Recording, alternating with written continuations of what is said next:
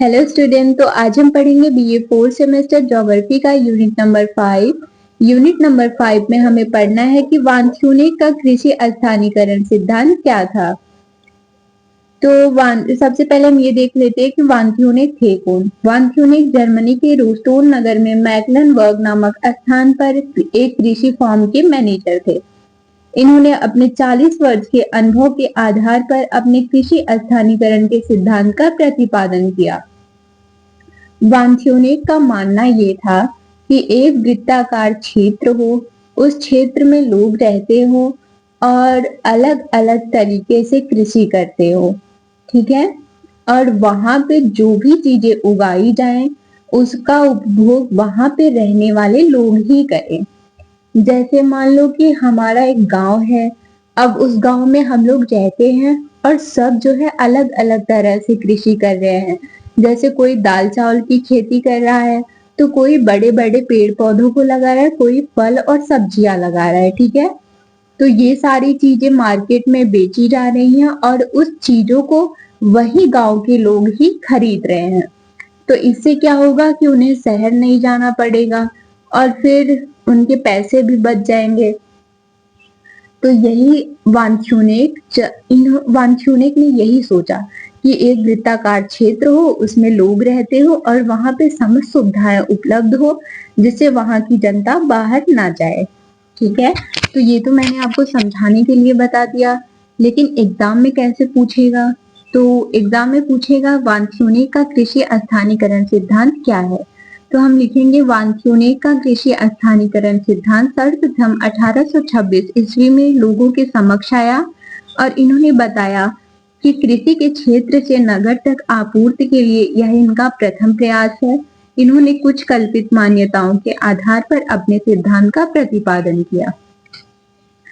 अब ये चाहते थे कि क्षेत्र से अलग एक छोटा सा प्रदेश हो, जिसमें जलवायु, मिट्टी और पर्यावरणीय दशाएं सारी एक जैसी हो और उस प्रदेश में यातायात के रूप में घोड़े गाड़ी या बैलगाड़ी का उपयोग किया जा सके और ईंधन के रूप में वहां के लोग लकड़ी का उपयोग करें।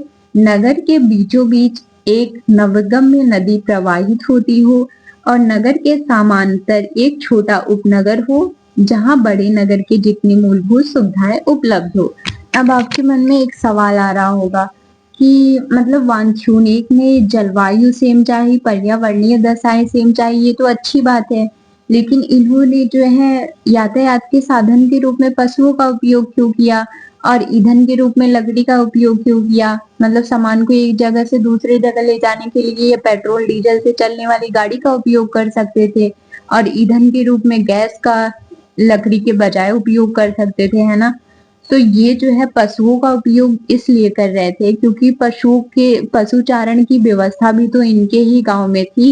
मतलब फसल वसल सब गाय के लिए या फिर बैल के लिए उगाए जा रहे थे और ईंधन के रूप में लकड़ी का उपयोग इसलिए क्योंकि पेड़ भी तो इसीलिए लग रहे थे ताकि जो है वहां के जरूरत की चीजें मिल सके आसानी से।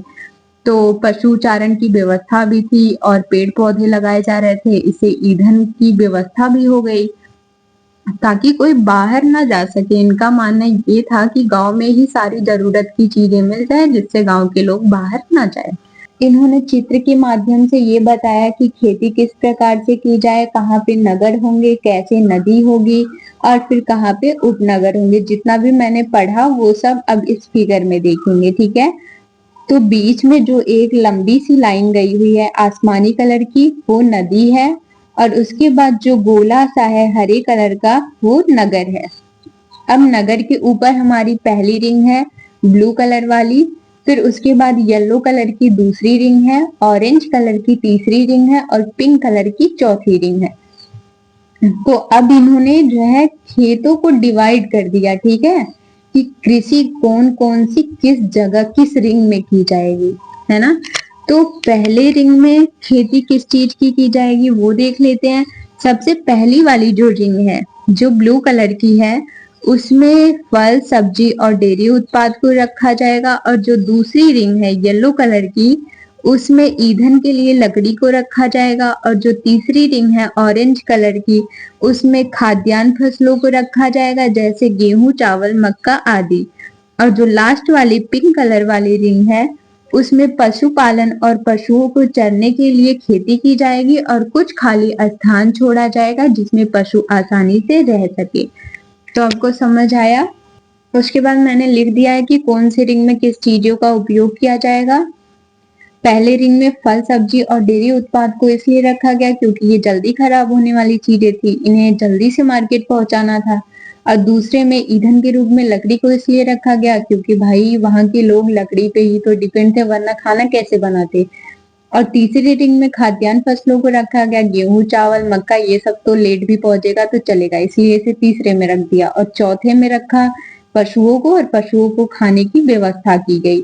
अब लास्ट से शुरू करेंगे अगर, तो पशु खाना वाना खा के गेहूं चावल लेके फिर लकड़ी को लेके फिर उसके बाद डेयरी प्रोडक्ट फल सब्जियों को लेकर के मार्केट तक पहुंचा देंगे और फिर मार्केट से चीजें खरीद के हम अपने अपने घर लेके आएंगे। ठीक है, तो यहाँ पे आपका चैप्टर खत्म हो गया। अगर आपको कोई डाउट हो तो कमेंट में पूछ लेना। ठीक है, अगर वीडियो अच्छी लगी हो तो प्लीज लाइक एंड सब्सक्राइब कर देना। Thank you for watching.